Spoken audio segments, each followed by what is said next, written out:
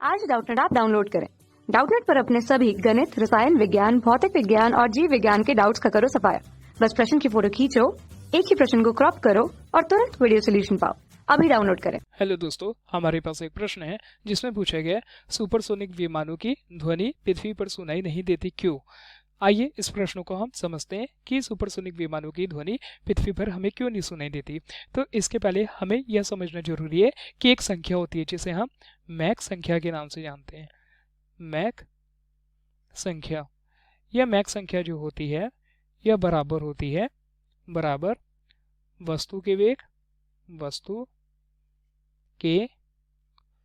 वेग बटा ध्वनि के वेग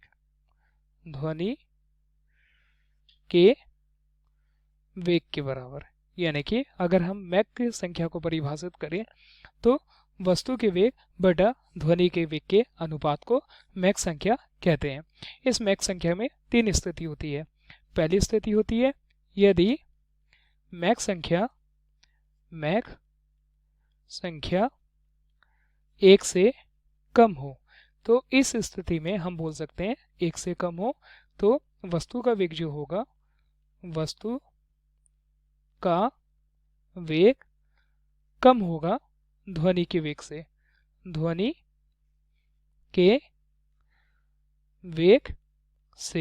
तो इस स्थिति में हमें जो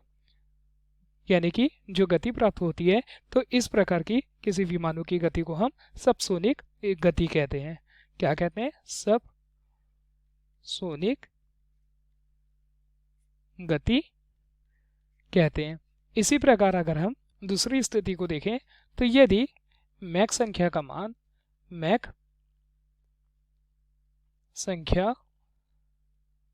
मान अगर 1 के बराबर हो तो हमें क्या प्राप्त होगा? हमें जो वस्तु का वेग है, वस्तु का वेग बराबर प्राप्त होगा ध्वनि के वेग के बराबर। तो इसे हम कौन सी गति बोलेंगे? इसे हम सोनिक गति बोलेंगे।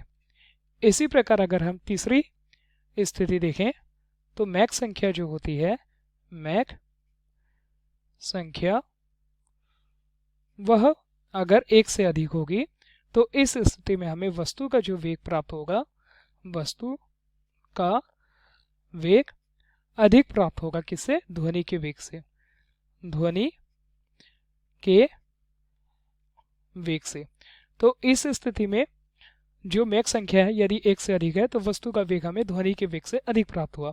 तो इस प्रकार की स्थिति को हम क्या बोलेंगे? सुपरसोनिक गति। सुपरसोनिक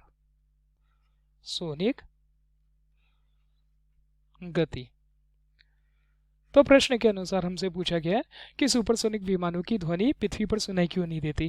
क्योंकि जैसे कि हमने जाना, मैक संख्या का मान अगर 1 से अधिक होगा तो उस वस्तु का वेग ध्वनि के वेग से बहुत ही अधिक होगा, और वेग अधिक होने के कारण उसकी आवृत्ति बहुत ही अधिक होगी। यानी कि सुपरसोनिक की जो आवृत्ति होगी हमें बहुत ही अधिक प्राप्त होगी, बहुत ही अधिक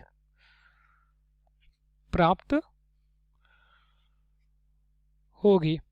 तो इस स्थिति में हमें पता है जो हमारी सुनाई, यानी कि हमारी जो कान को सुनाई गई ध्वनि की आवृत्ति होती है, जिसे हम श्रव्य आवृत्ति के नाम से जानते हैं। यानी कि हमारा कान सिर्फ और सिर्फ 20 हर्ट्ज से लेकर 20,000 हर्ट्ज तक की आवृत्ति को ही सुन पाता है। लेकिन जो सुपरसोनिक की आवृत्ति होती है वह 20,000 हर्ट्ज से या 20 किलो हर्ट्ज से बहुत अधिक होती है। इस कारण हमारे जो कान होते हैं वह सुपरसोनिक विमानों की ध्वनि, यानी कि उनकी गति या उनकी आवाज़ों को हम नहीं सुन पाते। तो यह हमारे प्रश्न का उत्तर है। धन्यवाद। कक्षा 6 से 12वीं से लेकर नीट, IIT, JEE वो एडवांस के लेवल तक 1 करोड़ से ज्यादा छात्रों का भरोसा। आज ही डाउनलोड करें डाउटनेट ऐप या व्हाट्सएप करें अपने सारे डाउट्स 8400 400 400 पर।